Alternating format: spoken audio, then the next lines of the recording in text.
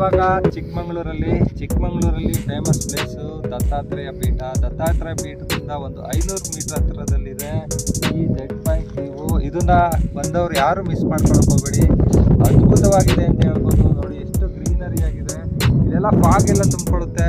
ಆ ಟೈಮಲ್ಲಿ ಬಂದರೆ ನಿಮ್ಗೆ ಇನ್ನೂ ಎಕ್ಸ್ಪೀರಿಯನ್ಸು ಅದ್ಭುತವಾಗಿರುತ್ತೆ ಎಕ್ಸ್ಪ್ಲೋರ್ ಮಾಡೋಕ್ಕೆ ಅಂತ ಹೇಳ್ಬೋದು. ಇವಾಗ ಜೆಡ್ ಪಾಯಿಂಟ್ ವ್ಯೂ ಹತ್ರ ಹೋಗೋಣ.